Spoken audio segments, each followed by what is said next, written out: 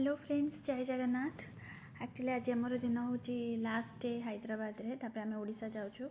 तो मु बालकनी गोटे कखारू गछ लगे तो सेटा को आज आणिकी मुझे रोषे करदे बोली भाविली पलैबी। तो काटिकी नहीं आसली डंगटा तो मुग पकईकी परिया पकईकी सब जो मुग पकई जमी कखारू पत्र करती डंक तो मुझे करदेली या खाई जल्दी जल्दी आज कम सारे अच्छे। आज बहुत कम अच्छी पैकिंग ता सहित रोसई तापर पुओ को भी आनियार अच्छे स्कूल तो सब कम जल्दी जल्दी सारिकी फिनिश करिकी पुणी सका उठिले आम नेक्स्ट डे ट्रेन अच्छी तो आम नेक्स्ट डे जीवु। तो ये मुझे बसईदेली कखारू पत्र को काटी कुटिकी एवं मुझे बनाऊँगी पनीर तरकारी। तो बहुत फास्ट फास्ट बनवा को पड़ुची, रोसई बास सारूची, घरे कई भी नहांती तो सब कम करने पड़ुची। तो ये मो मसला पियाज भाजी देकी सब मसला गुड़ाक एक सागर बाटी देती टमाटो फमाटो तो बाटी देकी पकई कषि कषिकी पनीर आलू भाजिकी रखी सिंपल पनीर आलू तरकारी बनी देती। भात डाली पनीर आलू तरकारी आउ कखारू डंक मुग पकईकी बस एतिकी आज आज लंच।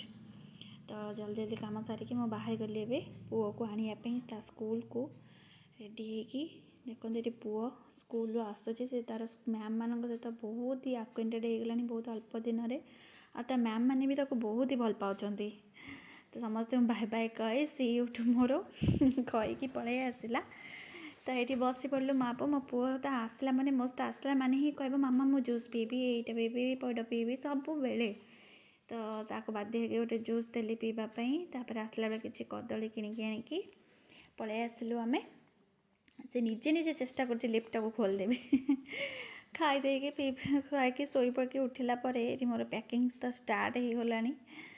तो जल्दी जल्दी मेन छुआर सब ड्रेस पत्र तापर तार मेडिसिन है ता खाइबा तो मेन तो पुओ छुआर खाइबा ट्रेन में किसी न खाइले भी एटलिस्ट छतुआ तो खाइब छतुआ नान पाउडर सब पैकिंग फैकिंग कर नेक्स्ट मॉर्निंग रो। तो आम ये बाहरी पड़लुँ एवं ट्रेन पाइका बहुत जल्दी बाहर की जावाक पड़ुची घंटे 1.5 घंटा आगु। तो रेडी होगी जाकि आम इन संग संग ट्रेन रे पहुँची जीवु। तो ये हजबैंड मत छाड़ी तो सी ए पलैबे ऑफिस को छाड़ी जावाक पड़ोनी किसी दिन।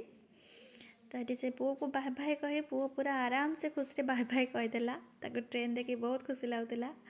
तो बस पड़ी ट्रेन रे तार दुष्टामी स्टार्ट हो गला खाली डिया डी।